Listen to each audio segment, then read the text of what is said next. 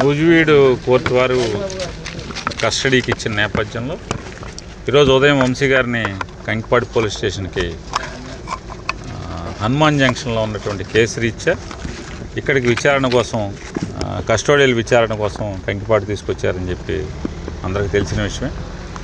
అది రాత్రి నుంచి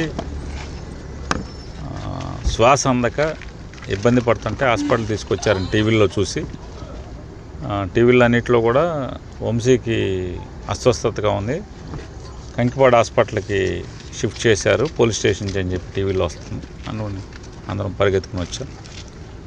డాక్టర్లను అడిగితే వైద్యం చేస్తున్నామండి, ప్రస్తుతానికి ఆక్సిజన్ అవన్నీ ఏర్పాటు చేసాం, కొద్దిగా స్టేబుల్ అవుతుంది, అంటే సీరియస్ అయితే మేమే రిఫర్ చేస్తాం కదండి, లేదు ప్రస్తుతానికి అంటే ఒక వామిటింగ్ కూడా అయింది. అది పోలీస్ స్టేషన్లోనే వామిటింగ్ ఎందుకు అయ్యి ఉంటుంది, వామిటింగ్ ఎందుకు అయింది అంటే రకరకాల కారణం ఇన్వెస్టిగేషన్ చేయకుండా నేను చెప్పలేను కదండి, టెస్టులు చేయాలి, చూస్తున్నామని.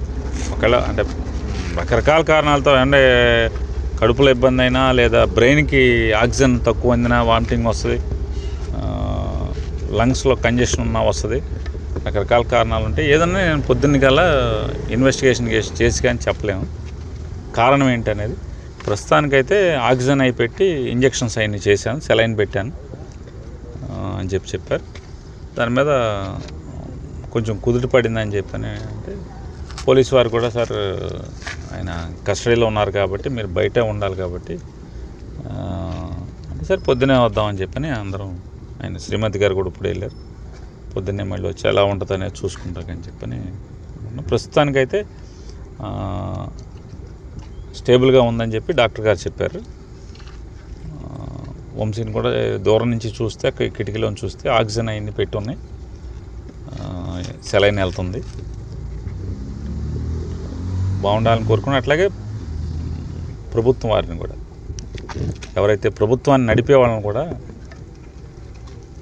కక్ష ఉంటే సంవత్సరం జైల్లో వేసుకోవాలి, కానీ మనిషిని తుదముట్టించేయడానికి లేదా మనిషిని చంపి తద్వారా ఆనందం పొందుదామని కనుక పైశాచిక ఆనందం పొందుదాం అనుకుంటే ఇంతకన్నా మీ ప్రభుత్వం లేకపోతే ప్రభుత్వాన్ని నడిపేవాళ్ళు మీకే నష్టం, మీరే దిగజారుతున్నారు అనేది ప్రజల దృష్టిలో కూడా చూసుకోండి.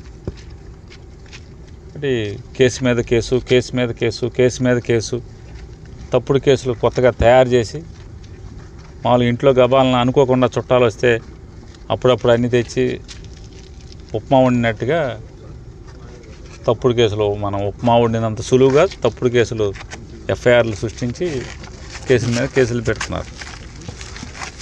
కానీ ఆరోగ్యం బాగోనప్పుడు ఏ హాస్పిటల్కి వెళ్తే హాస్పిటల్లో బాగోపోయినా కూడా బాగుందని రాయించటం, ఇట్లా కస్టోడియల్ విచారణ అని పేరుతో ఈ రకంగా ఇట్లా చేయటం ఏముంది. కస్టోడియల్ విచారణ 2000 తెలుగుదేశం ప్రభుత్వంలో తప్పు చేశాడంట, అప్పుడేమో సమ్మగా ఉంది చంద్రబాబు నాయుడికి లోకేష్కి, ఇప్పుడేమో దాని మీద పగలు తీసేయాలంటున్నారు. ఏది పాత చంద్రబాబు నాయుడు ప్రభుత్వంలో తప్పులు చేశాడంట, ఇప్పుడు పగలు తీస్తారంట, అప్పుడేమో సమ్మగా ఉంది మా ఆళేపు ఉంటే. ఇట్లాంటివన్నీ తప్పుడు కేసులతో విచారణ చేసి ఇది ప్రజలు హర్షించరు. ప్రజలు మంచిగా పరిపాలించంటారా బాబా అంటే వేసిన ఓటు ఎంతమంది వేల మంది వైఎస్ఆర్ కాంగ్రెస్ పార్టీ కార్యకర్తలను కొడతాం, నడవలేకుండా చేయటం.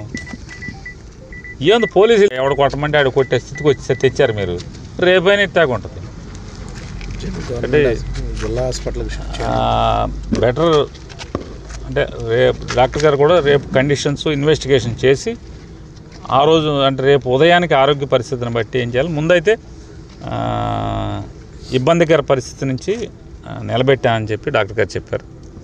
సో వైద్యాధికారులకు థ్యాంక్స్ చెప్తూ అట్లాగే ప్రభుత్వాన్ని కూడా ఈ రకంగా ఆరోగ్యం పాడైపోయి చంపేసేదానికి ప్రయత్నం చేయటం కూడా ఇది పద్ధతి కాదు మీకు అని చెప్పిన కూడా ఎవరైతే ప్రభుత్వం నడిపి ఇవన్నీ చోద్యం చూస్తూ ఈ ఉప్మా వండినంత సులువుగా తప్పుడు కేసులు కట్టించే పనిలో ఉన్నారో వాళ్ళకి చెప్తున్నాను.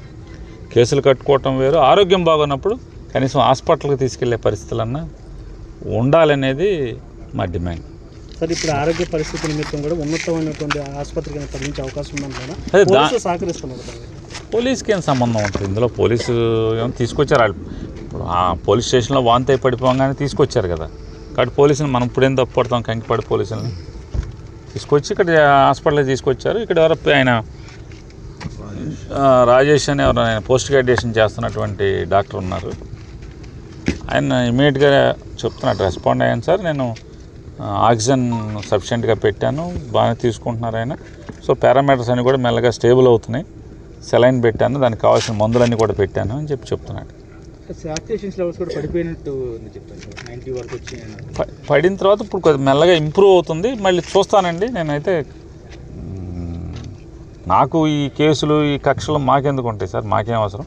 నేనైతే వంశీ గారిని శుభ్రం చేయటాకే ప్రయత్నం చేస్తున్నాను, నా శాయశక్తుల ప్రయత్నం చేస్తున్నాను. ప్రస్తుతానికి స్టేబుల్గా ఉన్నాడని చెప్తున్నాను.